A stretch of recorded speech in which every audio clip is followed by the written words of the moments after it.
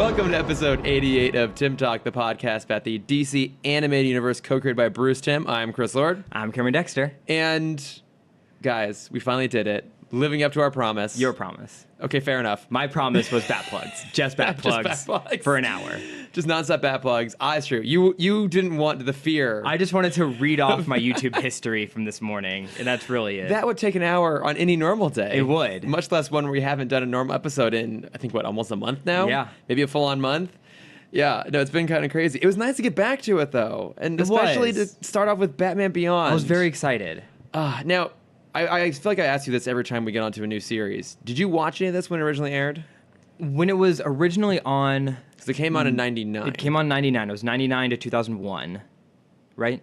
Ish. Yeah. I 2001 was maybe when Justice League came on. Okay, yeah. That was right when I started to get into the Saturday morning cartoons. Okay. Because that was post the Pokemon bubble. Right. Yeah, because Pokemon was airing when 98. New Batman was on. Mm-hmm. Because I remember New Batman would end and then be Pokemon. I'm like, what's this bullshit? Turn off the TV. And I would be the opposite. Yeah. I'd be the one turning it on as Batman ended and Pokemon started. Schmuck. Yep.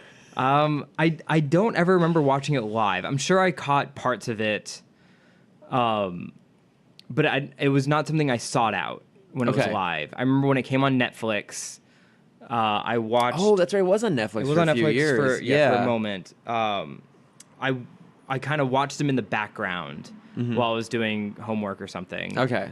And so I have rough memories of this, but rewatching the first episode, I forgot his dad was alive at one point. Yeah. I mean, not for long. Yeah. And I remember I saw him, and I'm like, that's not his dad. No. His dad has to be cooler than that. Yeah, Warren's not the cool, awesome dad. He's kind of just like the safe, nerdy. He's the stickler dad. He's kind of the stickler dad. Mm-hmm. Yeah, he doesn't really stick around for very long, but he does set up the fact that Terry is not broody. I don't think broody is quite the right word. Angsty. He's angsty. He's absolutely very angsty. But just watch the intro, just the theme, and you man, that theme song is such a soft place in my heart, though. It's so good. It really is good, and it's mostly all Darwin Cook sketches. Mm-hmm. They like comprise. You want to use real words? No, I refuse. All right, that's fine. It's too hot. My brain is frazzled. Yeah, it's mostly Darwin Cook stuff. But I remember knowing this show was coming, which is also crazy. Like I remember it might have even been in like the Batman Superman magazine or whatever. But I remember at the time, in like sometime early '99, seeing just an image of Batman Beyond, that suit, that all black suit with no cape and the red emblem. Like, wait, what is that? I'm like, wait, Batman Beyond set in the future coming. I'm like, oh, this sounds awesome. And I knew the night it was going to air. And for whatever reason, we were heading over to my grandparents' house, and I was so worried that I was going to miss it that I think I set it to record onto a VHS tape. Amazing. Back home, and then when I got to my grandparents' house, I also set up a VHS recording, and I think I also watched it live. I was like, there's no way in hell I was going to miss this, because back then, kids, if you missed something, you fucking missed it. I feel like we're the youngest people that listen to our podcast. Quite possibly. Sorry, not we. Me. I feel like I'm the youngest person who doesn't listen to the podcast. I don't even listen to it. Yeah, I was determined I was going to see it, and so I obviously loved it. And I watched, I think, the vast majority of this when it originally aired. I think maybe towards the latter seasons. I don't know if I necessarily saw that when it first aired or not. I vaguely recall like the Justice League crossover episode, but I don't necessarily remember the finale, which isn't. It's kind of like a soft finale. It's not a distinct one. But yeah, I remember, and I just like fell in love with it immediately. I got some of the action figures for Easter. I mean, it's a great show for new toys, that's for sure. Yeah, and then like, I think I'm trying to remember. I feel like that was kind of one of the motivating factors on this. But also on top of it, I think they wanted to tell like kind of a Spider-Man-esque story. I think they. Well, so I did a little research. I'm glad you did, because I didn't. I only do it for the first episode. Well, thank God. At least you did it for something. And there was an interview between Bruce Timm and Kevin Smith on Fat Man on Batman, where he was talking about when WB approached them, because they noticed after Phantasm. There was a major drop in viewership for like the 6 to 13 market. Okay. The prime toy market. Yes, this is true. The prime play with toys, not collect toys. That's true. Market. Yeah, because we still buy toys. Yeah, anyone who's been following my Instagram for the last week, it's been nothing but Aston Martin Lego, which is now done. Yeah, it is done. It's beautiful. It's sitting on the table with us. Gorgeous. Did you watch that SNL skit about the new Star Wars toys? No. And it's so funny. It's a bunch of kids getting so excited about the Force Awakens toys, and then it's their dads all coming in and like, no, that's not how the Millennium Falcon lands. It lands like this, and he's like carefully setting it down. It's Bobby Moynihan, and then you see him like slide the glass door closed. He's like, now, son, we get to just look at it. And I'm like, yeah. Yeah, that's about right. But they said they were losing that audience. And so that's when they renamed it to Batman and Robin. Because they noticed they connected to that. Right. But they wanted to hammer that in even more. And so that's when they're like, hey, can you just give us a teenage Batman? Which I feel like is such, like, before thinking about Batman Beyond, I feel like that's such a dumb request. I know, that's such a studio note. Yeah. It's like, yeah, can you just make him like a teenager and still make the exact same style episodes? Yeah, go for it. And like, well, we have Nightwing. Like, no, we want Batman. Yeah. So they spent a weekend. It was Timm, Bruce Timm, Alan Burnett, and Paul Dini brainstorming over a weekend. And they're like, oh, what if we just put it in the future? It's a different Batman. And they can tie in a lot more sci-fi, so they can kind of back off the noir retrofuturism look. Man, it's genius. Yeah, and Bruce Timm basically said we pitched it to the heads of WB, and they wrote us a blank check, and we just went on from there. Went for it. Man, that's got to be way up there in the list of amazing IP to come from really cynical start. Yeah, but also if you think about it, because this was the other part that I researched. It did not do well at the start. I don't think so, no. It had a very, very slow start because with BTOS, you had 50 years of people getting used to the characters, and you knew Joker and Penguin and Catwoman. You had the movies already set that up for you. These were completely new characters that Dini and Timm and Burnett had to make you fall in love with because they scrapped everyone. You get Bruce. You get Barbara's name thrown out. Well, she's a character. Yeah. Yeah, I mean, just in the first episode. Just in the first episode, fair enough, yeah. You hear Barbara's name, and that's it. And and there's reference to the Jokers, the gang. Yeah. But yeah, there's no other villains. And that's being interesting to explore over the course of the series is that it's a lot of original villains. I think I like a lot of them, but a lot of them they're not necessarily great. Well, they all, yeah. I don't remember a lot of them, but in the research I saw, like, when they saw the slow start, they did kind of, the newer villains, they kind of had be copies of older villains. Yeah, so like Ink is kind of halfway between like a Catwoman and a Clayface. Right. There's the Royal Flush Gang, which does kind of the Selena Catwoman angle. And wasn't there a Royal Flush gang before? Not in the DCAU. So, okay, but it already existed. Well, I think was it a Flash villain? I think they existed in the comics. I don't know. My first introduction to them would have been this, and then later on in Justice League, I guess it's technically kind of a retcon. I don't know, but they introduced them as being created by the Joker. Okay. In the I think Wild Card, I think it was the episode. It was like the one. It was the one. There's 2 single part episodes from the first season of Justice League. And that was one of them. Okay. They got the first season, like all of Justice League. Yes, and they came back around. But the villains are different. And like here, obviously, we don't get a big villain because it's all set up stuff. Right. I mean, they set up a villain. They set up his rival. But also, I think just having the Jokers, that's a great villain. And I love that idea. Yeah. It's so unique, and it's like it really shows the power Joker has, that like he always acts as the goof, and like obviously he's a maniac, but because I always love to relate it to My Hero Academia because everyone should watch it, and they bring up like there is a good point that they bring up. There's a villain in the show named Stain, who has a 4 or 5 episode mini arc, and his big thing is he just wants a society that has better heroes. And so anyone that doesn't live up to his expectation, he just is being a hero for the wrong reasons. They're doing it for fame, wealth, power. Okay. He is on a murder spree, Mm-hmm. and he has this huge impact on the next generation of heroes, where a lot of them are like, we agree, all these heroes are doing it for the wrong reason, so you have these villains sprouting up based off of his ideals. And I feel like that's such a beautiful parallel to Joker and the Jokers. Wow, that sounds really good. Maybe I should watch that show. Maybe you should fucking watch the show, Chris. As I've been pitching it since episode 20. You know, I don't have a lot of time. It's 20-minute episodes, and they're just great, and you're gonna love it. And that's why I'm not like. I have so I much, mean, obviously, I'm so much angry Lego with you. to build. There's even the dub ones on Hulu. No, I won't. I don't like dub. Okay. I like. There's I also much subbed prefer ones on subtitle. Hulu. I always prefer subtitle over dub. Dub just looks weird. Mm-hmm. I will sit down and I will watch it at some point. But I think the idea of the Jokers is so perfect because it is that great concept of they do reflect the Joker himself. Like, they are a genuine menace. Mm-hmm. Like, in this episode too, we see it. Like, they chase after Terry. Like, they will kill might be a strong word given just like this is a kid's cartoon.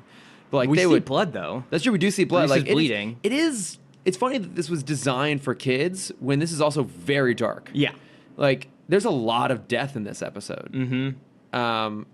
And like the Jokers are like a genuine threat, but they're also like goofy and silly. Like the first one we meet on the elevator, he's not really that much of a threat. He's just kind of a nuisance. It's the later ones that are there. But I also Well, even just think of the first scene. The first scene is Batman pulling a gun on a goon. it's intense. Yeah, like I mean that's such a great place to start. And I mean, Yeah. okay, so we've had a number of versions of Batman retiring for different reasons.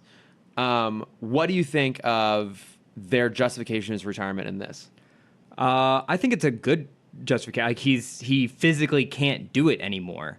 His body can't keep up with it, and it's like he's like when he had to resort to pulling a gun, and you see his like not only the goon's fear, but his genuine fear of holding this gun up, and like, and then you see it afterwards when he realizes what he's done. He's so disgusted with himself. Yeah. Also, what a hypocrite that goon is.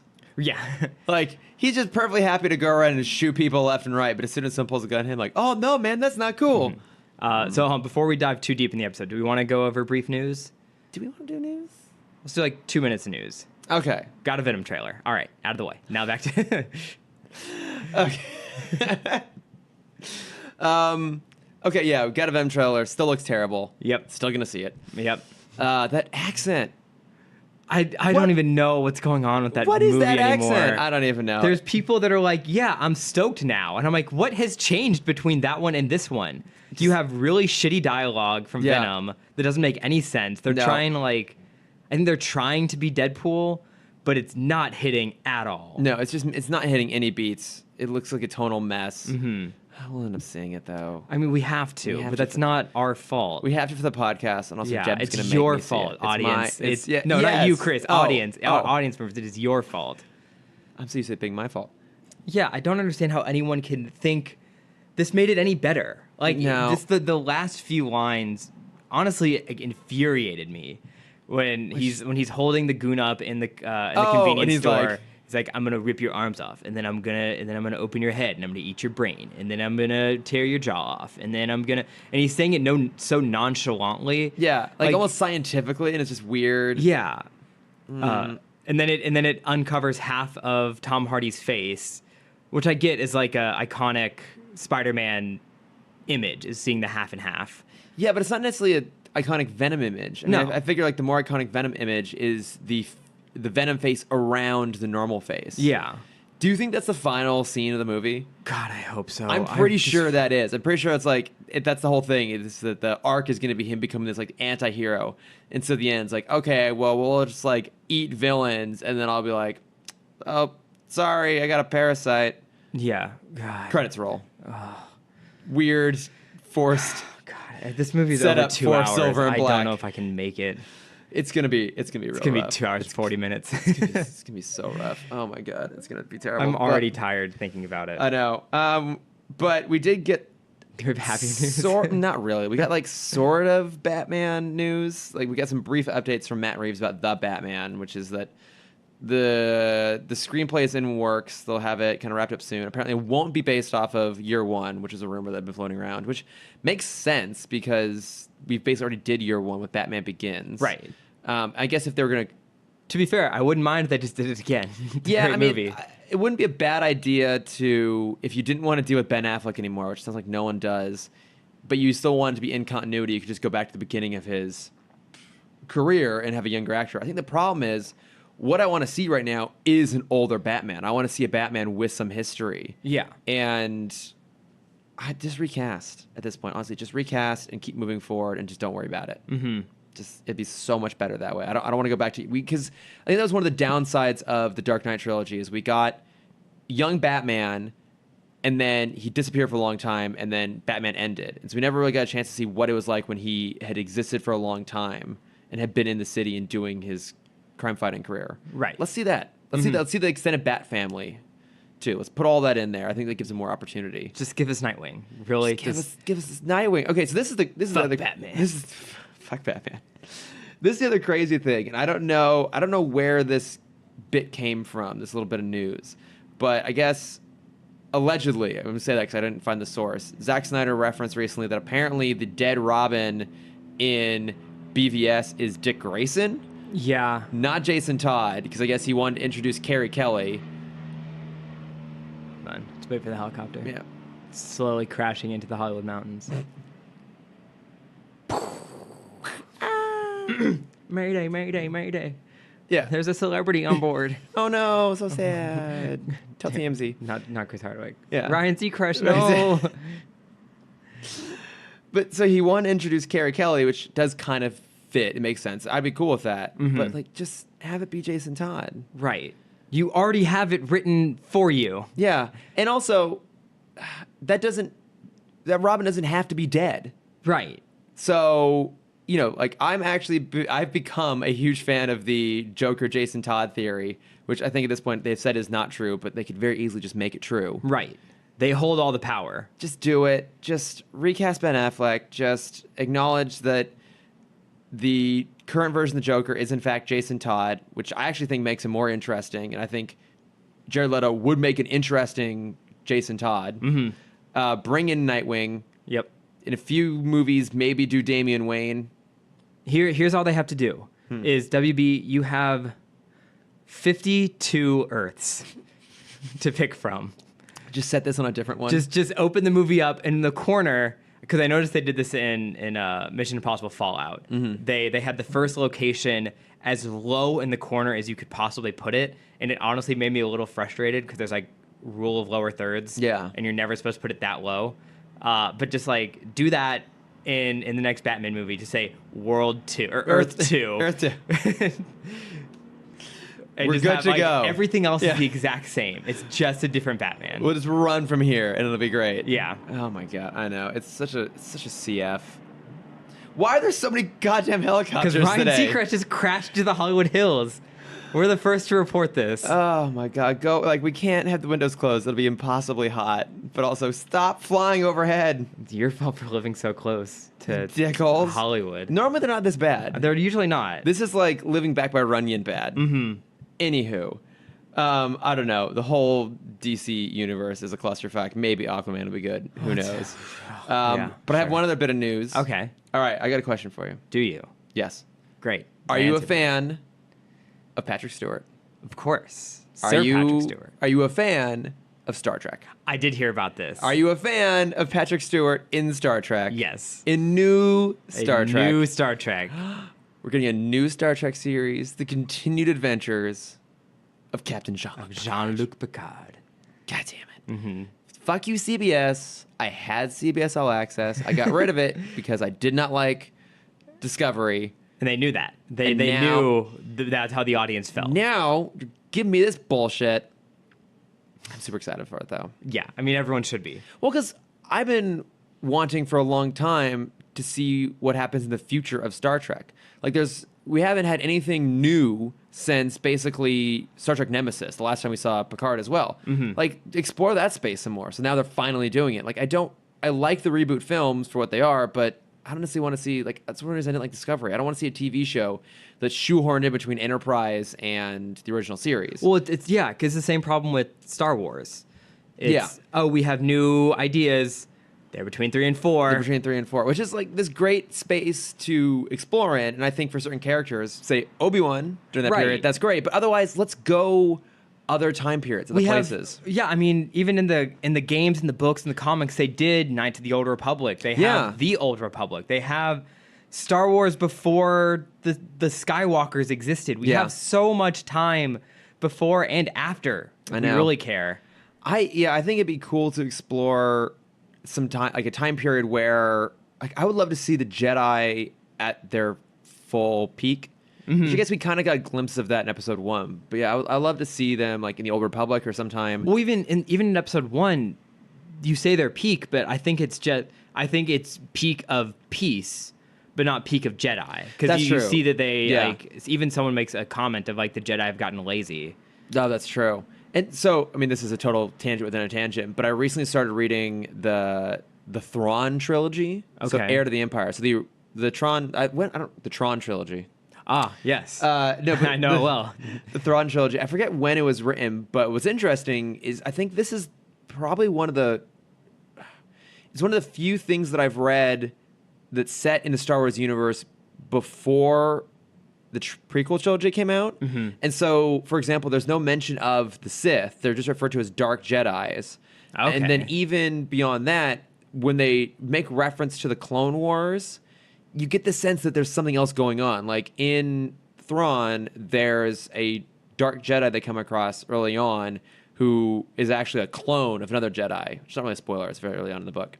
But, you know, that it kind of hints at this idea that during the Clone Wars, they were cloning Jedi, not just having an army of clones. Interesting. Which sounds way more interesting. Yeah, absolutely. God damn it. Go back to Camino. That's a cool planet. Yeah, we could go back to Camino. Yeah, right. That's the sea planet. Got it. Okay, yeah. Just had to double check. Is the one you were thinking of? Yes. Oh, okay. Yeah, the one where all the clones are. With the weird, like, spindly. Yeah, I liked those. I liked the design of those. Yeah. I don't know. But yeah, this should be cool. I'm excited about this show. It probably won't come out for like another year or so. And we just have to make sure that Sir Patrick Stewart is still alive by the time it comes out. He'll be good. He'll be alive and kicking. Mm-hmm. The spry young man of 80. I don't think is he 80? He's not I think he's 80. I think he's in his 70s. I don't think he's quite 80 yet. I think he looks good for his age. I think he's like early 80s. If he is in his 80s, my God, that man is doing quite well for himself. Because he just looks just as spry and charming and debonair as ever. Mm-hmm. Other than random bits of Star Trek news, do you have anything else worth talking about? 10. He's 88. No. Yeah. No. 1940, right? So, no, he's 78. Oh shit! No, you're right. No, he's 78. Okay. God damn it, Cameron! I don't You had me know. scared there for a second. Usually they do the math for me on Wikipedia, and they just didn't this Well, time. we got to go to IMDb. They just Even on tell you the IMDb age. they didn't. It just said year. Oh, God. Well, I can't. Well, then help how you. old is Ian McClellan? Ian McKellen? Ian McClellan. And my theology teacher was named Miss McClellan in high school. Cool story. So good. And she's married to Ian McKellen. Oh, so that's it's Ian McClellan. it's. I didn't realize he still had a beard. Yeah. Yeah. Okay, he's a year older. Okay. Well, they're still around, and I think they'll They're still around continue and to be kicking. around for a long time. Yeah. Anything else you want to talk about, or should we jump back into our conversation about I Batman guess we can Beyond? jump back into Batman. Okay, what we're here to talk about. Yeah.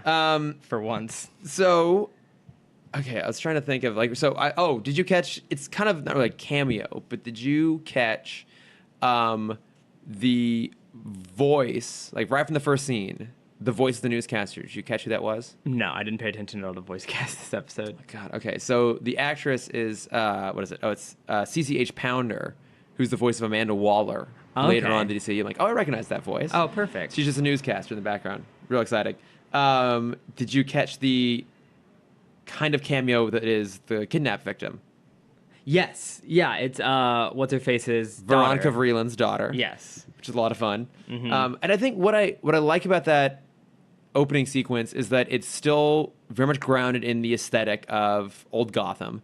They're clever because they set it like way out in an airfield. So if the rest of the city had been massively redeveloped, you wouldn't necessarily notice at that distance. And I like that it shows Bruce's age in terms of like the temples, him like during the temples, him like having a heart attack. But also, you can believe that Bruce would build that suit to try and counteract his own aging. Exactly. Like he would go to any lengths possible pretty much to just keep doing what he's doing. And it's only there in that moment of desperation that he's like, I can't do this anymore. Like you can see that is the lowest you could ever possibly go, is to pull a gun on somebody. Yeah. And how old is Bruce in Beyond? So after this 20 years? Oh my God, this would be an excellent question from Maddie Washburn. Wouldn't it? I think he's maybe like 75 or 80. This is pure speculation. Okay, because we know the Goon in the pre 20-year jump. The Goon mentions that he's been watching Batman since he was a kid. So that he's Oh yeah. So in my mind, this is a second generation of bad guys Batman is now fighting. I'd say he's probably between 70 and 75. So Okay. I think when, again, this is all just off the top of my head, just pure speculation. I would think that Batman probably started operating around the time he was 30. Mm-hmm. So I think by the time we see him in the prologue of this, I would peg him somewhere between like 50 to 55. Yeah, I was going to say 55 was my guess. And then jump forward 20 years. I think 75 is a pretty good guess for that. And as we've seen with great figures like Patrick Stewart, Ian McKellen, you can be in your mid to late 70s and still look great. Still look great and be spry. Yeah. So I guess the only reason I thought Patrick Stewart was so much older was the last time I saw him was in Logan, where they aged him up even more. Yeah, I mean, they aged up Hugh Jackman too. Yeah. He's also spry. Yes, but he's also infinitely 23 years old. And God, 28 years old. That's absolutely true. Yeah. He's definitely one of those people that just doesn't age. Him and Paul Rudd. Yeah. Doesn't age a goddamn day. And I'm not going to bring it up. I will bring it up. The guy who created Smash Bros. Looks the exact same as he did the day the first Smash Bros. Came out. Oh, really? Yeah. Oh my God, was it like 20-something years ago too? Yeah, the first game came out in 98. Well, there you go. Yeah, so 20 years ago. Wow. And he has not changed a day. If only we could all be so lucky. I know. But no, I really like that opening, and it's also really sad, especially when he shuts everything down. Not because he's giving up, but because at that point he doesn't have anything anymore. Like Alfred's gone. we can assume Alfred's probably Dick, gone. Barbara. Yeah, like Timm. We know more about his past in terms of like beyond his past between New Batman and Beyond later on throughout the course of the series. But just in that moment, like he's there by himself. The only thing he had left was his mission, and even that's been taken from him. Right. It's just like, man, And his company. The episode starts off Yeah. with them talking about the merger the between attempted him buyout of Wayne Powers. Yeah. And so, yeah, can you just imagine how depressing those 20 years must have been for him? He just had Ace. Yeah, and even then, he would have only like we can assume Ace is probably like Puppy Ace. Yeah. Oh, I want to see Puppy Ace. Oh my God, this is so funny. I was actually just listening to an episode of 12th Level Intellects, and they were trying to figure out how old Ace was. And like, he's like full on dog. I would He's say not an old dog yet. I'd say he's probably like 6, 7. Oh, I was going to say 11. 11's old for a dog, especially a big dog. I mean, I've only had a little dogs. I don't know how. Like how big dogs, the bigger the dog, the shorter the lifespan. shorter the lifespan. So like you're lucky if a dog his size is living like by the time he's 11, he's an old man. Okay. Like our last dog, Luke, lived to 14, which is pretty old for a golden retriever. He's a cranky old bastard right into the land. Okay. I'll say 9 or 10. I think he's younger than that. I'm gonna say 8. Okay. Just pure guess here. Pure guesswork. What's the over/under on Ace's age that we cannot ever prove? Yeah. I don't know. If we ever get a chance to ask Bruce Timm, we'll ask him. The one question Did we'll I ask him. mention on my Comic-Con recap that I bumped into him? I don't know if I did. Wait. What do you mean bumped into him? Literally, as I walked into the convention center Thursday morning, I bumped into Bruce Timm. What did he say? Just excuse me. Or he didn't say anything. I said excuse me. You didn't talk to him at all? No. I was nervous. Because sometimes he's on the floor. Oh, he had a booth. Yeah, and he's not chatty. I've tried to go talk to him before, and he just doesn't want it. My teacher, I might have brought this up before. My college professor goes to Comic-Con every year. Right. One of my favorite college professors. Sorry, my favorite college professor. Of course. Definitive. Yes. Explain why he's famous. Oh, he created El Diablo. El Diablo. Thank you. Yeah. I'm like, So man. he's like the one person that was happy Suicide Squad got made. Yes. Yeah. He got bank from Suicide Squad. I bet he did. And actually, Yeah. to be fair, that character is handled quite well in that movie compared to everybody else. Yeah, so he created. He was a writer for Marvel. He's still a freelance writer for Marvel. Was a writer for DC for a little bit. Teaches like super awesome blow off classes at my college, and so I took. Sorry, can you elaborate what a super awesome blow off class is? Because some people like myself might have a certain idea in mind, and I don't think that's what it meant. So we had. Shut up. No, I just assumed it was okay. learned where you learned how to like blow off the tops of candles. Yes. Yeah. So we got playing cards, and we have to stand it longer increments the further, like the longer the semester went on. Right. And we'd have to throw the playing card to cut just the wick. If Okay. it landed in the candle, you got points deducted. It just had to cut the wick. Okay, so how far? Like, what was the longest? I got it to range? 12 feet. That's pretty But, good. Like, but Jai could make it like 22 feet. Well, Jai is just way better at this. My teacher's name was Why Jai aren't we Nitz. talking to him then? I don't know. He's also great. He's colorblind. Okay. I bring this up because he's like he like fully lives it, and so none of his clothes ever match on purpose. He Okay. doesn't have anything in his closet that matches. Okay. And so he would come in on days with like this orange and white checkered blazer Oh my God. and like purple striped pants and like golf shoes, and then almost like a pirate puffy shirt. That's fantastic. And I'm like, God damn it, Chai. Does he just dress that way all the time? Yes. Oh, that's literally fantastic. all the time. Like, have you seen him at Comic-Con dressed like that? Usually not as formal. Okay. Wait, 'cause did you it's a see him little this year at hotter. Comic-Con? Mhm. Yeah, I've Oh, seen nice. him Okay. almost every year since I met him. Oh, that's cool. But the blow-off class, the real blow-off class, was he taught comic books and media. Oh my God, which that was sounds super great. awesome. Yeah, just talking about kind of the history of comic books and its rise since the 40s and 50s, and then the history of sitcoms, Okay. which is also a great class. Man, if only it was a history of animation class, would have been completely in your wheelhouse. Right. I'm surprised you didn't take one. You're an animator. Oh yeah, I'll contact KU about that. Yeah, can you get on that? I Like, will. guys, my education was incomplete. It was. Also, I'll be happy to teach this class for you. Just so you never have to deal with someone like me again. Yeah. Someone was dealing with such a burden of an incomplete Education. Education. While you're on the phone with them, can you pitch them that I teach the history of James Bond Sure. as a class? I already have a textbook ready to go. I didn't write it. But someone else did. It's great. Would it be under a film credit, or would you? What I think would be cool Ooh. is if you did a Q class. What's a Q class? Q was the tech guy, right? In James Bond. Oh, I thought that was okay. Yeah, Q. Yes. Q Yeah. branch. Sorry. If you taught the class from Q's perspective and you did it as an engineering credit Oh no. of like no. secret gadgets, you don't want to do that. Like most of them are physically implausible. Also, I'm a really shitty engineer. That's why I'm not one anymore. I would have no legs to stand on in terms of teaching an engineering class, even if it's James Bond themed. But I can very easily talk for hours, nay weeks as necessary for a college class about James Bond. I would. I don't know if I would take a James Bond class, but I would. If I were teaching it, you fucking should. I would. But if there was a class that was like secret, like the history of Spies? like spy technology. Ooh, see, that would be cool. Yeah, and you can go over like how technology's been influenced by sci-fi since the beginnings. Have you gone to the Spy Museum in Washington, D.C.? I don't think so. Oh, it's so good. It's really, really good. I haven't been in many, many years, but I remember liking it a lot when I went as a kid. Mm-hmm. They have a DB5 there. Oh, Yeah. that's a car, right? It's that car. It's that one that's sitting on the table. Oh, it's a giant Lego. Yes, it's just a giant... Oh, my God. I hope someone makes that. I'm sure surprised they someone didn't do will. that for the publicity of this. They do giant full-size Lego cars all the time. Why did they make one of these? I'm sure it'll be somewhere. Oh, I Comic-Con don't next know. year. It's just Emerald City Comic-Con. I don't know. so pretty. So Anywho. where were we before this? Well, we were about ready to get into Which is the like now 17 the tangents. present timeline of Batman Beyond it. in the future. Okay. I think it's supposed to be 2039. Oh, right. We talked about Ace's age and yeah, then Batman's Maddie, age. correct me if I'm wrong in that. I'm pretty Yeah. sure it's 2039.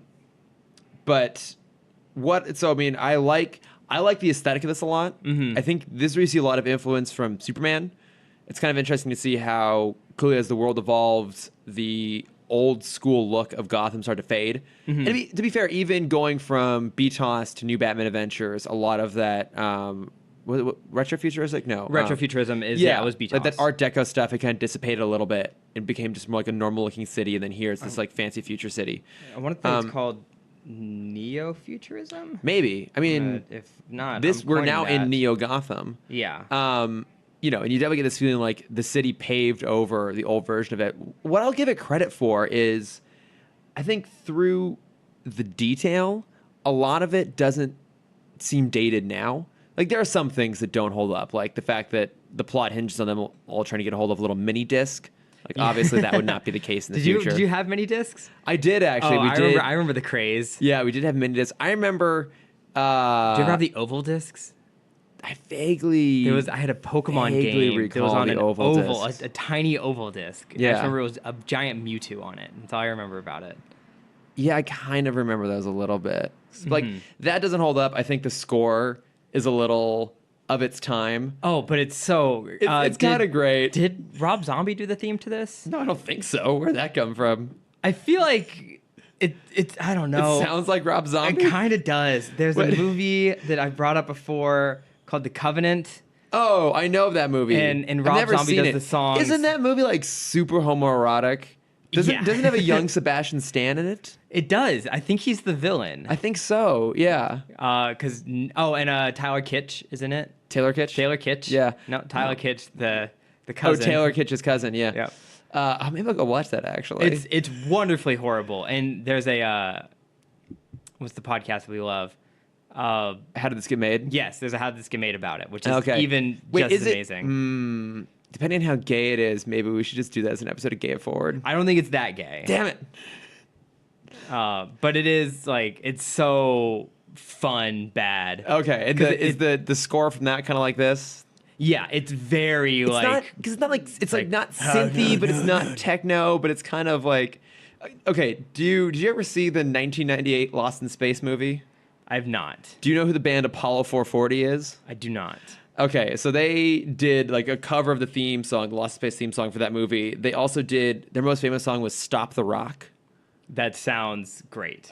Which was featured in one of my favorite films, the remake of Gone in 60 Seconds starring Nicolas Cage. Okay. But it's very much like of that era, and that's what the score here sounds like sometimes. I mean, there's sometimes when it gets more like kind of the noir-y camp a little bit. But I think for the most part, that world holds up. I think probably because it is an interesting world because you do get the sense that it's far more advanced, but also very dirty and gritty. But then even then, what I've always liked about this world is you get a sense of the class divide in so many things. So like one of the things that I love is that the uber wealthy tend to wear kind of very old-fashioned looking clothes, like lots of double-breasted suits, and like I don't know what it's called, but like the two big buttons, like the strap in between them, like way up in your chest, like almost like a cape sort of thing going on. Yeah. It almost feels it's a very Kryptonian look. Yeah, a little bit. Yeah, there's like Kryptonian in there, and there's just some. I'm not sure what the period would be. Like, not quite Renaissance, but I don't know. Like it has a bit of that sense of like Louis XIV maybe thrown in there a little bit. Like it's the more is better look. Yeah. And one of the things that I also thought was interesting is there is both hover technology and then normal wheeled stuff too. So like Nelson, for example, drives like a normal car with wheels, but Bruce's limo, which I don't think we see in this, but we'll see later on the show, is a hover car. Power's limo also hover, and also Dana's car, which I'm assuming is like her parents' car, hovers as well. So you get this sense of like, oh, depending on where you fall in like the class system, it depends on whether like your car has wheels or if it hovers. And it just, I feel like that those little differences really spread throughout the whole rest of the series, but they're set up here in kind of a cool little way. Yeah, I didn't notice that. Well, maybe you should pay attention, Cameron. Well, maybe if it wasn't a fucking car, I would. But it's animation. That's your wheelhouse. Yeah, I did. Going on the clothing, I do love the look of this world. I love it. It's very influenced by Dark Knight Returns. Yeah. But it's just so nice. It's like the quintessential future gang look. Yeah. I think it helps that it's animation so that we don't have like real world things to go off of. But when you watch it, it doesn't feel like the vision of the future from the past. Right. That we get when you say watch like Back to the Future 2 or something like that. I think it holds up pretty well in that regards. Yeah, because it's because Back to the Future 2, I think it's the difference between looking at the bright side of the future, and then looking at the dark side of the future. Yeah, this is more apocalyptic future. Yeah, it definitely helps if your future is like grungier, because then it just you're not worried about how advanced the technology is. It works a little bit better. Yeah. What did you think about our intro to Terry on the elevator platform there? I liked it. I feel like he's very Nightwing-esque to me. A little bit, because he is kind of like a gymnast, and he's strong, and he can fight. And he's kind of this all-around badass. But he has some anger problems, so maybe we should solve that. I was about to say, is there a male version of Mary Sue? But then again, I realized, well, of course there's not, because no one questions when a man can do everything. Yeah. So there is a little bit of that where he... Yeah, you're right, because like he can fight. He's really acrobatic. He like takes that suit and flings it around pretty quickly. He's smart. There's a little bit of that. I think one of my big problems with this setup in particular is that a lot of it hinges on coincidence. So it's, and I think I forget where I first heard this, but I probably mentioned on the podcast before. But we're totally fine believing the impossible. We have a hard time with the improbable. And I think that's, if I have one issue with this episode, it's that, we believe that Powers is a crook and would totally use Wayne Tech to make weapons. Okay, so maybe we'll buy it that it just so happens that Terry's dad stumbles across it. And we believe that he would then in turn get killed. But then the fact that it happens to be Terry who comes across Wayne Manor and discovers Batman, that he happens to find that bat inside the clock. How the hell did that thing get there, by the way? Because it's not a transparent clock. Yeah. The fact that he happens to drop the box containing... Well, also, to be fair, there is no more Alfred. So maybe... His bats are just... maybe his bats are just, like, slamming into the clock constantly. For the first, 5 years, Bruce would go and, get the bats out of the clock, but now it's just like, that's my only company. Whatever. It's the only thing that brings me solace anymore. But yeah, so there's a bat in the clock. He happens to come across the Batcave. He happens to drop the one box that contains the picture frame of him and his dad, and the picture frame breaks, and that's why he looks at the back of it and finds the disc. These are all I can forgive it because we have to just be efficient and boom through this real fast. But it does feel a little bit too coincidental. And we talked about this beforehand, whether we're going to address epilogue or not. We will not go into the canon implications of epilogue, I think, until we actually get to the episode. Right, because that is technically not part of Batman Beyond. I think it's fair to call that a retcon. Yes. Although I think that... I'm also sure we're going to have a whole episode We'll probably have a whole episode just on that. Yeah, and then... We'll bring in as many people as possible to just to try and figure out whether it's a good thing or not. But I think when you factor in the implications of epilogue, which I think it's funny we're talking around this, considering anyone who's listening to this probably knows. But we're going to do it anyways. We're going to stick to it. Okay. Just for you, Mom. Just for you, Cindy. But I think the implications of that make this feel that much more coincidental. Yeah. In hindsight, which I also am not a big fan of. But you just gotta go with it. I guess. Yeah, I get the coincidence thing. I'm usually pretty forgiving with all that. My thing was, I wish I don't know if this would have made it too cheesy. The more I think about it, the more I think it would have been too cheesy. I was upset with how fast he adapted to the suit. Yeah. I think I would have liked it more because he's already physically fit and he can already, run and jump. Oh, is he? Yeah, he is. Hello. I see you, wrestler. I think I would have liked it more if he tried to fly Yeah. And he like he hit a wall or something, or he accidentally hit a goon. Because he does that for the first few minutes, and then once he goes to take on the guys at the loading dock, he like spins this beautiful pirouette to avoid getting shot, and then knocks all of the henchmen out in one go. And you're just like, and then he learns where the batarangs are pretty Yeah. quickly, and then there's something else. the with suit. finger microphones. Yeah. Like, how would you know those were in there? Which like the rest of the series, or like the first few episodes, does a cool job of like having him explore the features through Bruce. Bruce like, oh, try this, try that. Yeah, he does take to it a little bit fast. I mean, these are all shorthands. I guess they're kind of necessary. Yeah, and it's also like iconic Batman. Yeah. Because while he does understand the suit, one thing that I really appreciate is he's not Batman. He's caught 3 times in 20 minutes. Yeah, that's a good point, actually. He has the physical prowess of Batman. Yeah. But he has none of the detective skills. The skills that take longer to adapt and master, in my opinion. He has like some of the natural prerequisites. So like he is fit, he is smart, he's driven. He can fight. He's got some gymnastic abilities. But he's not a ninja. He's not a ninja. But you're right. Like he has a lot to learn, which I think is again one of the cool ideas here. Because it's weird, but we don't really get a lot of, outside of the comics, a lot of Batman teaching a protege. You think about the movies or even, BTOS and New Batman Adventures. Robin, Dick Grayson is established by the time we meet him. So there's not a lot of him. He learns like lessons of the week, but he doesn't really learn how to be a better crime fighter. Right. There's never a moment where like, oh, this is how you do a triple backflip into the river. Right.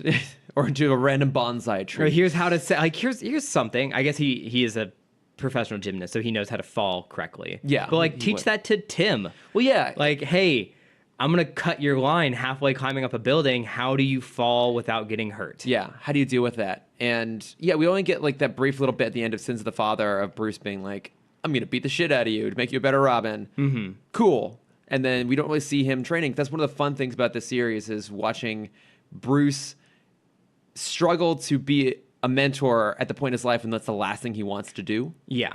Because he just wants to be out there. Yeah. And that's they address that sometimes too, of like those times when he feels like he should be the one out there doing it. And the guilt he feels for putting someone else out there. I think, was that an episode of the show, or maybe it's some of the newer comics that have picked up afterwards, but I've seen that address in places of like the guilt he feels for putting yet another person in this path and putting someone else out there when he can't do it. I do have a quick question. Sure. I don't know if Batman Beyond addresses it, because I don't remember, like I said, I don't remember much of the details. How long did Timm stay Robin? Because in the case, it's still a kid's suit. Yeah, I think, or did he just take like the teenage suit with him? Well, the Watchtower guys, they did an episode about how old Tim Drake is. Okay. Because you have seen Return of the Joker.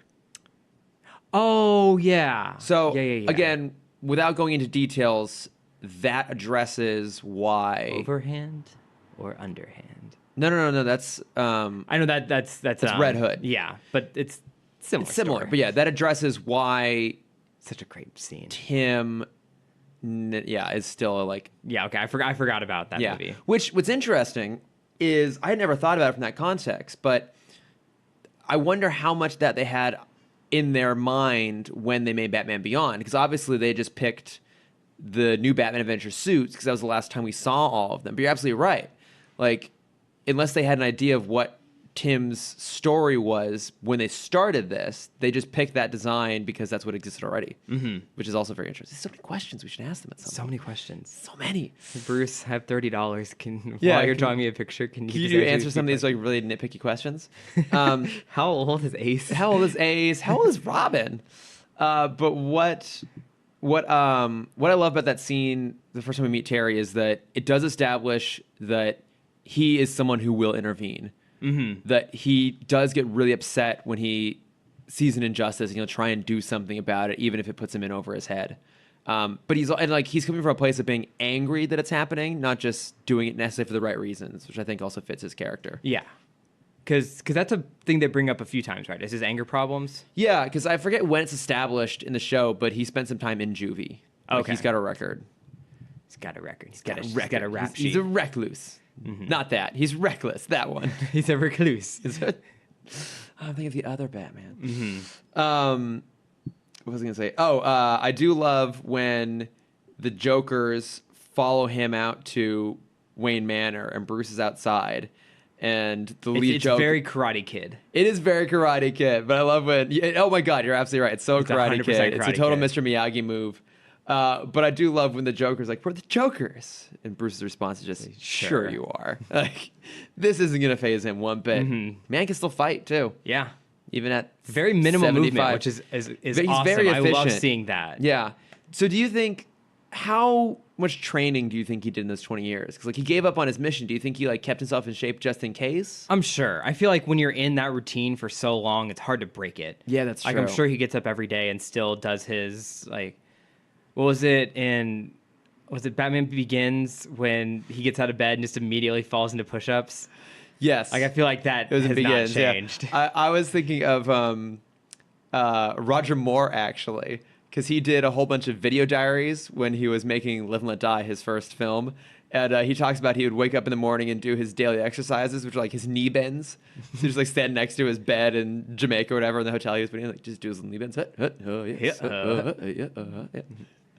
Very different standards for fitness between now and then. But also like it is such minimal movement. It is probably all just muscle memory. Yeah, I think there's a bit of that. I do love that they even find a way to include his signature behind the back move with the cane. Oh my God, it's so good. But yeah, so then Terry meets Bruce, figures out that he was once Batman. His dad is killed. Really emotional scene, actually. Yeah. Like again, talking about the show going to a dark place really early on. I think this has like the most death. I think of any singular episode. Well, yeah, like any of the series in general. Like BTOS avoided death entirely. The only characters who died were in Phantasm. We had a bit, I mean, obviously, the entirety of Krypton blows up and everyone dies, excluding that. Well, I mean, you see, I guess you don't see him fall, but you see the rope getting cut for the Graysons. Oh, that's true. You see the silhouette of the parents. That's true. Multiple times. So many silhouettes. Thomas and Martha. Yeah, and like there's a little bit in New Batman Adventures, but like in this, so yeah, we get. I think this is the first non-flashback death. That's true. Yeah, it's happening like live in person because it's Warren, it's his friend, who's it's alluded to, but like we know he's dead. Yeah. Mr. Fix at the end of the episode gets killed. I guess is it just those three? I almost felt like there was more in there. Maybe I'm not sure. I'm gonna say that was it. I feel like there were some goons that fell, but I think those guys all survive. But yeah. So now. Terry's pissed off. He discovers the disc. So the one thing that I only caught for the first time this time around is when he finds that disc and he runs out, it cuts to a guy in a security office looking at monitors.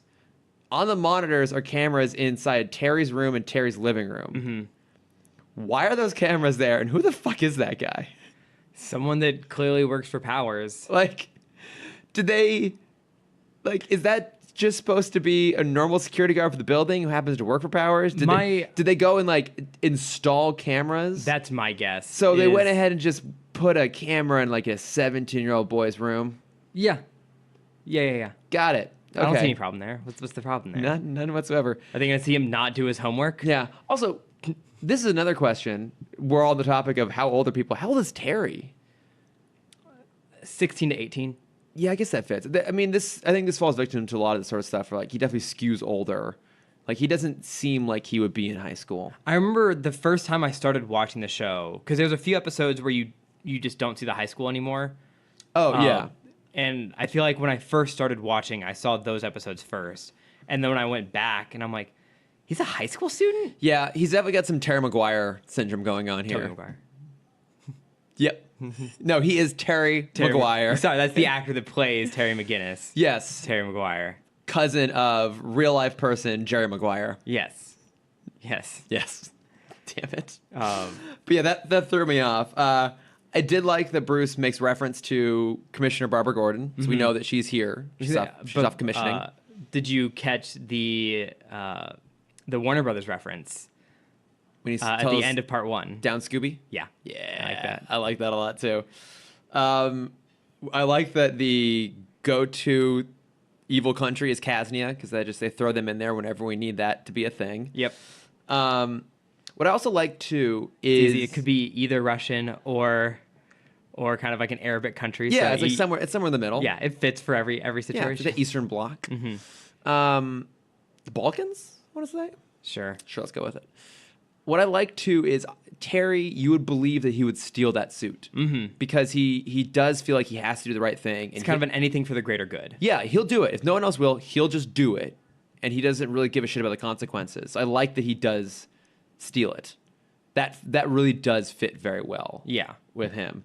And also I like when Bruce discovers he's taken it and he shuts down the suit and he's just letting Terry get beat up. Yeah. It's a little bit weird. That feels very un-Batman. It's a little bit too much. He's like listening to this. But at the same time, he did not give... I think he knows the suit will survive. That's true. He doesn't really care. He about doesn't the really person know inside Terry. of it. Yeah, and like that suit can absorb some damage, but only so much. Mm-hmm. But I did like that they gave them a little bit of that little moment where Terry explains like, what would you do if you could get the guy who got your parents? Yeah.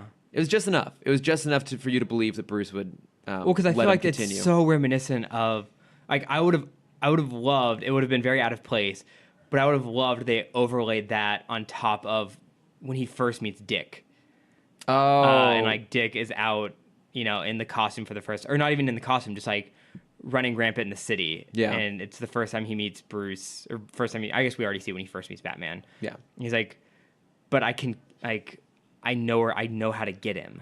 Yeah, and like it's so perfectly overlays all the other Robins. Yeah, I forgot about how closely this ties in with Robin's Reckoning. Mm-hmm.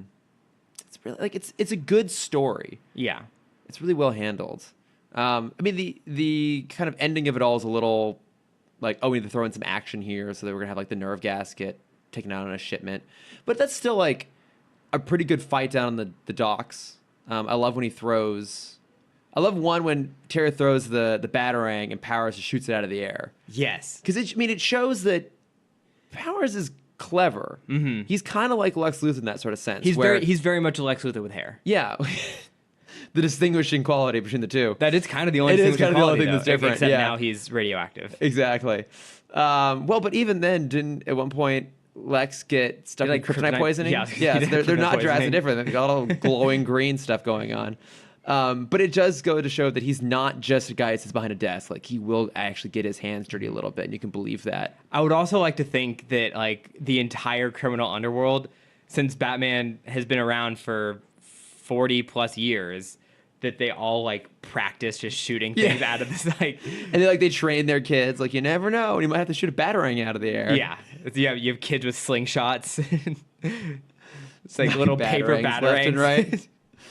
Oh, it's so good. But yeah, I love when Terry throws the canister and Powers gets hit with the gas and all that sets up. You weren't paying attention to voice actors, but did you happen to recognize the voice of Mr. Fix?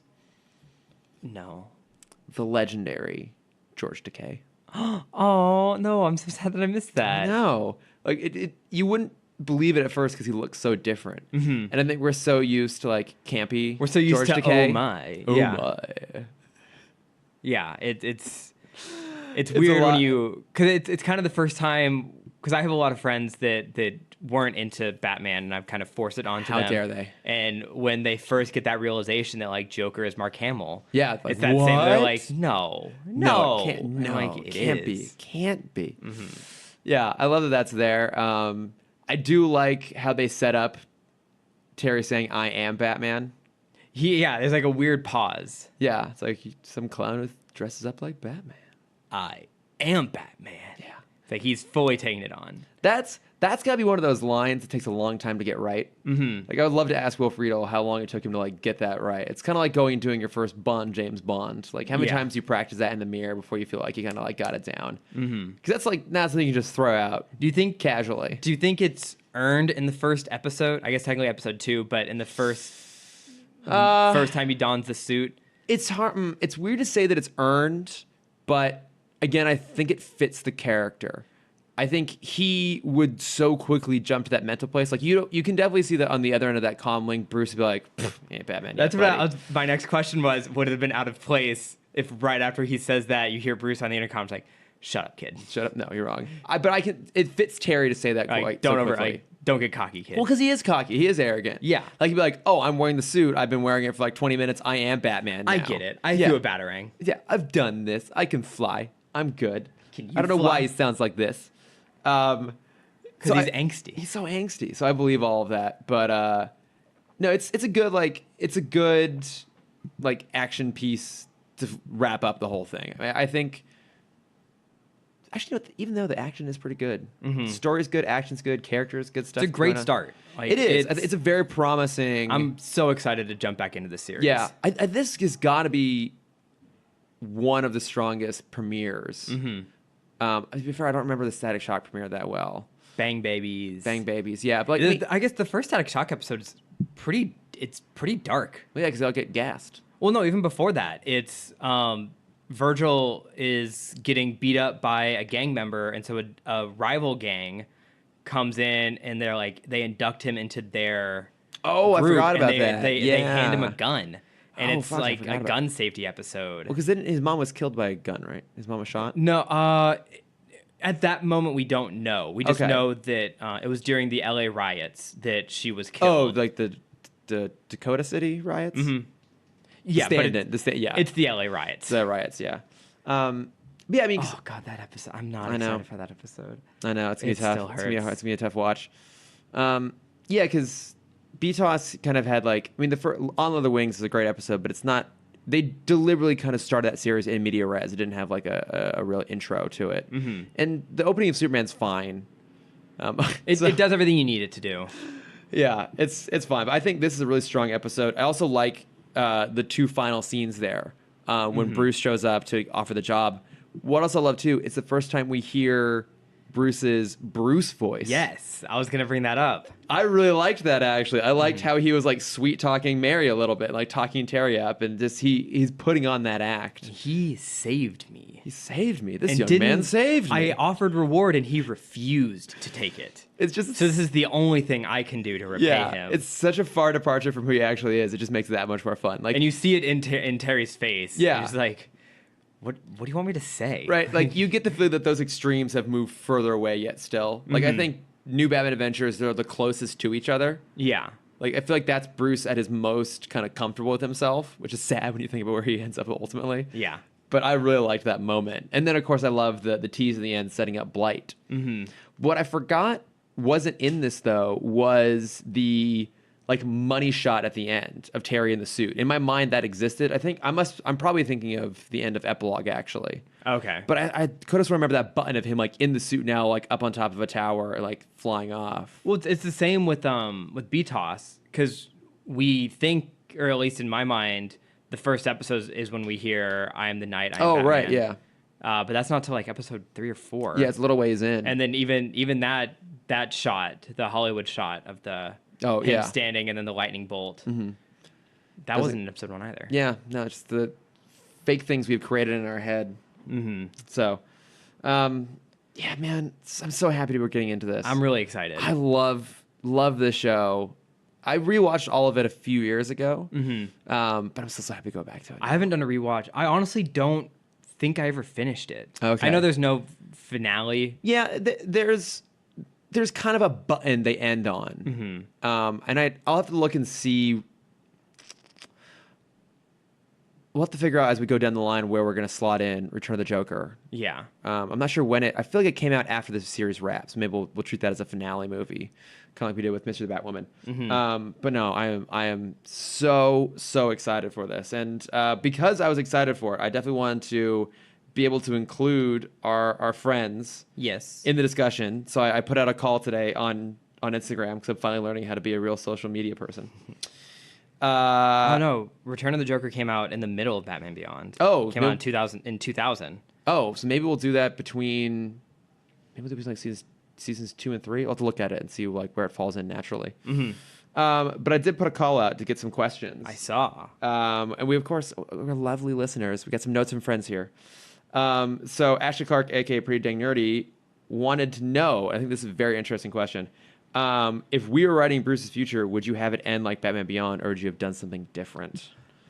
So going from, let's say we're going to go from the end of the new Batman adventures. Let's ignore Justice League since that's later on in production order. Yeah. Where would you have gone with Bruce at the end of New Batman Adventures? Would you have brought him to the same place or not?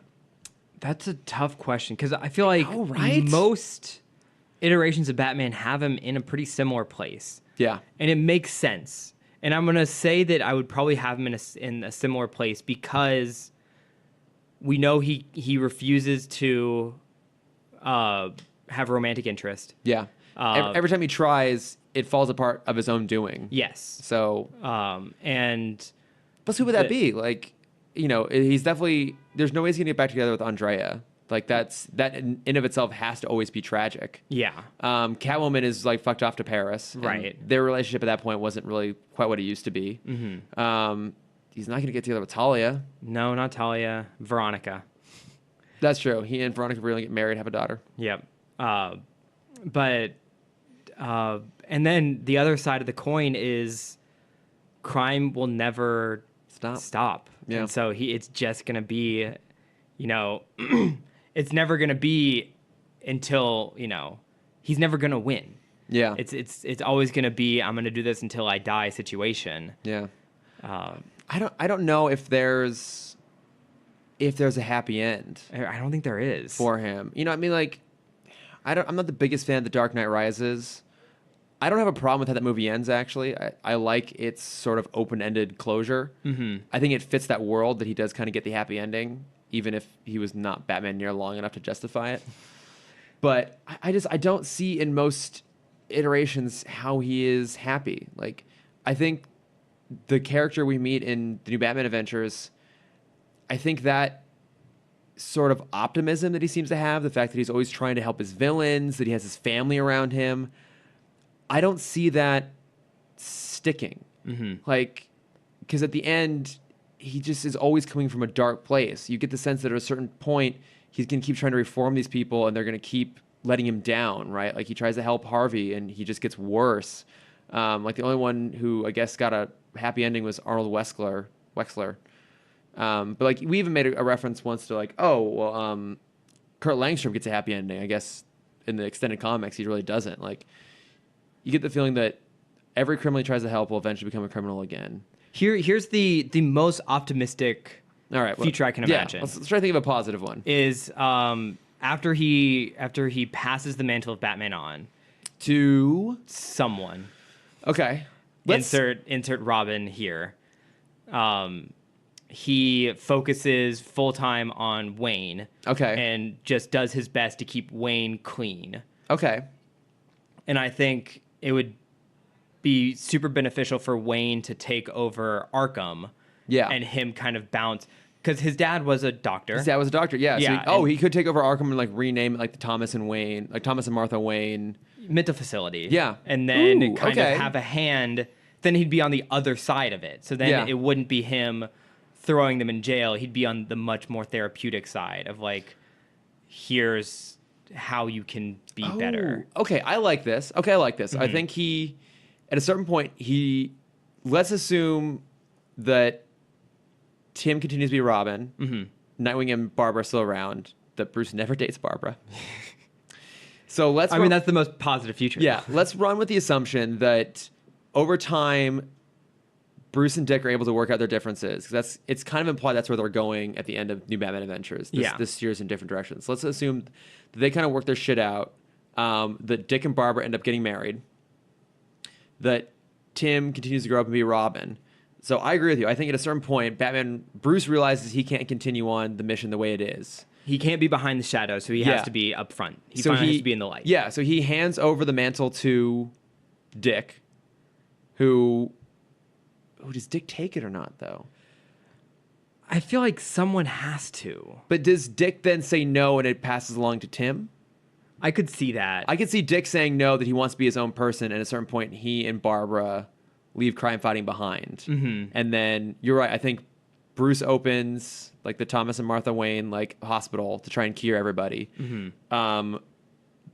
Timm takes on the role of Batman. And I think Bruce ends up meeting and marrying and falling in love with a lovely doctor out at Arkham. Yeah. Not Harley Quinn, like an actual genuine doctor. Yeah. Someone who like specialized in sort of behavior, and he's actually able to ultimately like tell her who he is and why he did it. And she is able to understand where he came from and accept him for who he is. Here's the other big component of this. When he finally takes over, I mean, he's already in charge of Wayne Tech, but when he finally like takes the role of CEO of Wayne Tech, he hires a fucking HR person that realizes like, we're firing you. That doesn't give you the right to become a supervillain. Yes. Like, I will help you get another job so you don't have to become a fucking crazy person. Yes. He stops the villain thing on the early end rather than trying to cure it on the late end. Yes. Yeah. I like this. I like- like this happy ending we give him. All He right. just hires an HR person. That's all he has That's all to he do. needed to do the entire time. Problem solved. All right. You know what? I'm on board with this. I like it. I think that's a pretty solid choice.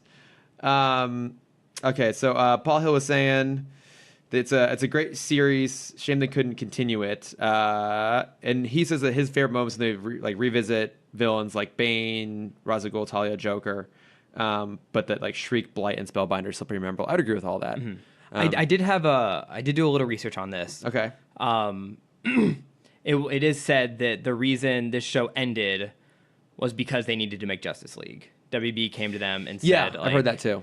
We want you on this, so it's A or B. Yeah, and I think that's fair. I think between Return of the Joker and to some extent Epilogue, you know, and even like the Once and Future Thing as well, which are great episodes of Justice League. Yeah, JLU. I think we got enough touchstones after this to feel like it wrapped up well. I think if they had kept going on, we would have seen a little bit of diminishing returns. Okay, that was my question: is would you have wanted this to go another season? Yeah, and push Justice League back a year? I don't think this has the same sort of longevity as Batman. Right. If only because what got cool about later BTOS episodes as well as New Batman Adventures is these were all established villains, to your point, before the shows ever even started. We already knew them.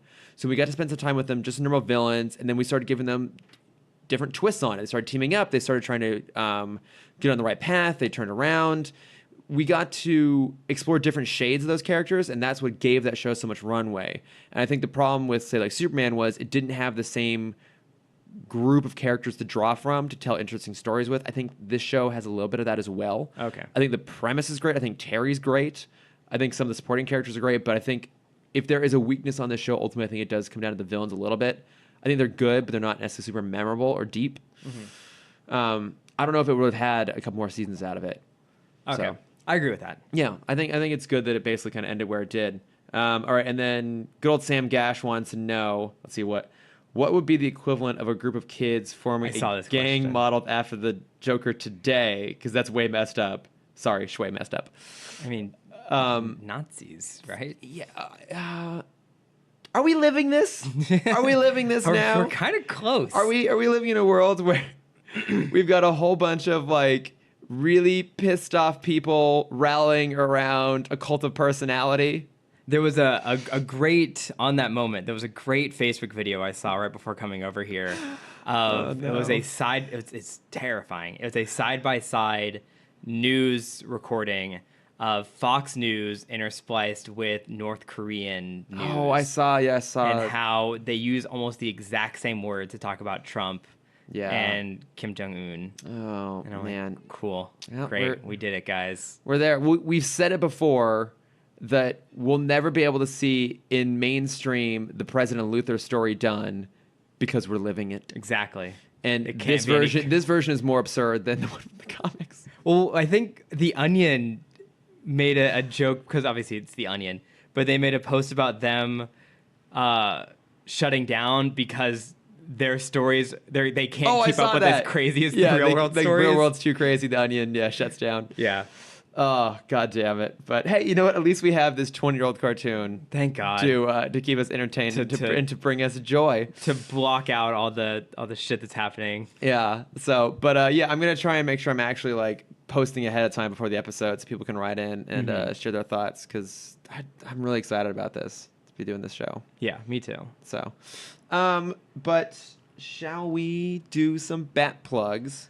Let's do. I know it's been like a month since we've done one of these. I think you and I both have a lot. I've tried to narrow mine down. I to just like have the bare essentials. One. Wow. I've cut out. I mean, like, I can talk about the movies, but I've seen every movie. I don't really need to talk about them. Yeah. Maybe we talked a lot this episode. I do want to talk a little bit about Mission Impossible.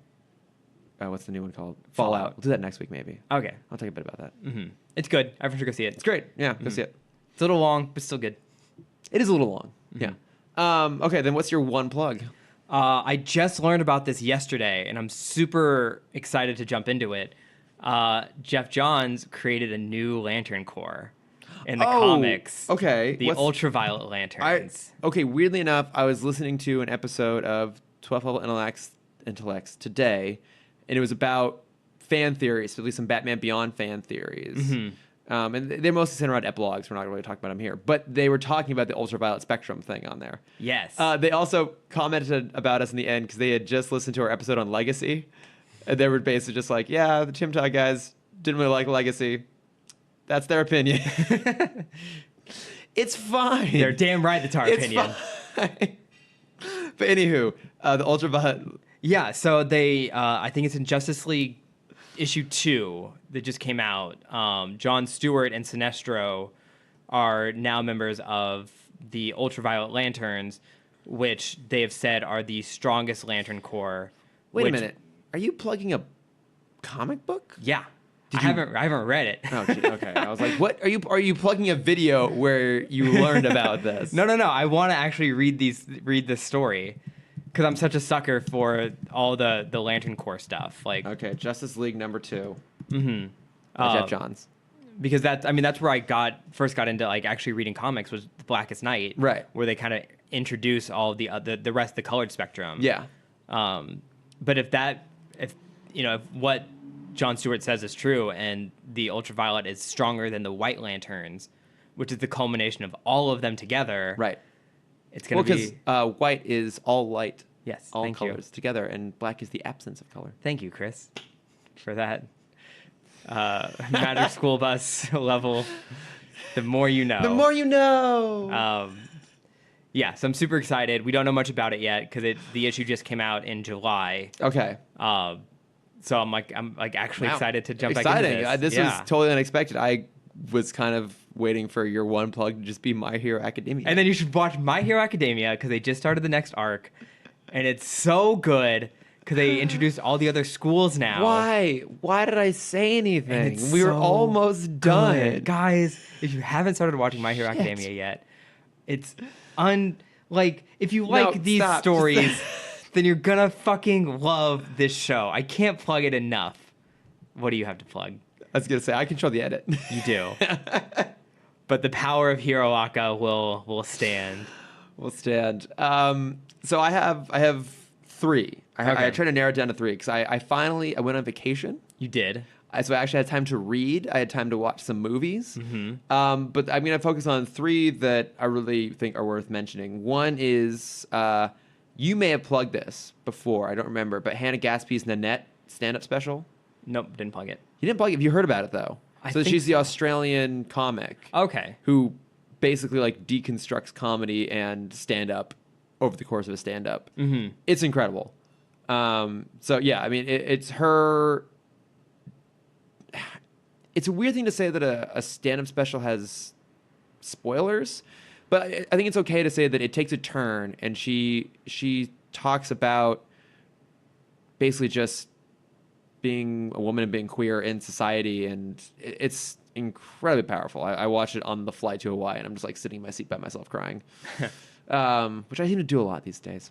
I feel like it's so much easier to cry on airplanes. It is. I think it's the extra oxygen. Yeah, I'll go with that. It's the oxygen and the isolation. It's you're by yourself, but you're surrounded by people. It's this weird. Yeah, I was gonna go with it. Yeah, but it's legitimately incredible. It's I think it's one of those things that everyone should watch it just to gain some perspective. Mm-hmm. Plus, she's hilarious. She's Australian. She's hilarious. Yeah. So there's that, and then 2 books because I've been reading like crazy recently.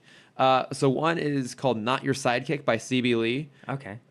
Which is, I think it's the first in a trilogy. She's a local author. I came across her at the Grove Barnes & Nobles. I just saw this book. Awesome. And local author, it was signed. I'm this looks interesting. So the idea is that it's set in the future where superheroes exist. Mm-hmm. And the main character is a bisexual Asian American, and her parents are both like C-level superheroes, but her older sister is like an A-level superhero, and she doesn't have any superpowers. She never inherited any, so she ends up taking an internship at the company run by her parents' arch nemesis. Okay. And it's a cool concept. It's a very cool world. It's not like super highbrow necessarily, but it's coming from a very distinct character perspective, which I really liked. And it's a cool, interesting world. It felt in a similar vein to Dreadnought, which was the trans superhero book that I read recently too. It's the same sort of thing. It's a similar sort of thing. Similar kind of cool, different world, good setup, good characters. That one's well worth a read. And the other one is this book called Less by Andrew Sean Greer, excuse me. And he actually won the Pulitzer for it. And it's about a gay writer who's about to turn 50, who rather than going to his ex-boyfriend's wedding, decides he's going to accept a whole bunch of invitations to take him around the world. So it's like going to a conference, going to do a teaching assignment in Berlin, going to like be a food critic in Japan, going to like Morocco, and it takes him all these different places. And it's really well written. And I don't know, it's an interesting story. That sounds interesting. Yeah. When I read it, I was in Hawaii and like there with my family, and there's not a lot of people my age where we were staying. It's like couples or families with like younger kids. There's not a lot of like nearly 30-year-old men hanging out there. And so there's a lot of stories about like what happens when you're gay and you get old. And I'm reading this at a time where I like felt kind of old and out of place. I'm like, this is slightly depressing, but it's also really good. I'm just going to keep reading it. Also want to finish it so I can start reading my Star Wars novel. There you go. So, which I've been reading, and I'll plug that next time. But no, those are both really good books. No, that sounded really interesting. I would recommend them both. I guess I'll read that superhero book whenever you fucking start watching My Hero Academia. Touche. Yeah. Touche. Wait, no, I should build the list of things that you're going to start reading and doing as soon as I watch My Hero Academia. I will honestly physically buy books when you start watching that show. Well, you should be buying books anyway. Because you will, it's so frustrating because I know how much you're going to love the show. I was going to say, you read New Frontier, so I can't use that one against you. Have you read Hush yet? I've read Hush Returns. I have not read the original Hush. Have you read The Long Halloween? I own it. Have you read Year One? Yes. Okay. You have to read The Long Halloween as commitment to reading more good Batman comics, and then I'll start watching Hero. No. This is not the deal. Yeah. No, because like you need to read Long Halloween, Dark Victory, and Hush. I just need to start watching My Hero Academia. And there's 3 seasons. So like what? It's going to be a 1-for-1 thing? Yes. So who's going to cave first? Never. Not me. Never. An unstoppable force meeting an immovable object. Yeah. But at this point, I think it's probably time for us to wrap. I think so. We've been chatting for a while. It's very hot in here. It is very hot in here. My God, I'm pure sweat at this point. But if you do want to check out our social media and write to us with your thoughts about Batman Beyond or any number of things or suggestions for Bat plugs, you can find us at Timm Talk Pod on Facebook, Twitter, and Instagram. I would say it's confidently that Instagram is the best place to reach us because that's the one I actually check the most. Same. If you want to find me, I am at Lordifer on those same things. Go check out my Instagram to see the beautiful social media work I've been doing in regards to this lovely Lego Aston Martin DB5. Have you made not a spotlight, a highlight? I'll have to pick one. I'll pick one of them to be a highlight. Well, you can make all of them a highlight. Oh, I can make you can make a folder. I can make the whole arc. Yes. Oh my God! All right, I'm gonna do it. Yeah. I'm gonna do it. Yeah. So go check that out, and then also go check out my other podcast, Gay It Forward, with our friend Jonathan, who's been on a few times and who also loves Batman Beyond, and he'll be on again soon. Where he tries to teach me how to be a better gay, one piece of pop culture at a time. Yeah. And so we've done Death Becomes Her, and then our second episode just airdropped, whatever you want to call it, airdropped. Mm-hmm. And it was on Tu Wong Fu, Thanks for Everything, Julie Newmar, and The Adventures of Priscilla, Queen of the Desert. Both great movies. I think our next episode's going to be on gay slang. I think Jonathan's making flashcards for me because I don't know shit. But yeah, that's Gay Forward. It's on iTunes, and it's at Gay Forward on Instagram. Nice. Yeah. You can find me, if you want to see my art, it's at Cameron.Dexter. I have some interesting things coming out soon. Ooh. And then if you want to see my face, you can find it at CamDexter_adventures. Yeah. Yeah. Yeah. All right. We did it. That's it. Batman Beyond. Yay. Get off our backs. It's Be started. shui. See you guys later. Bye.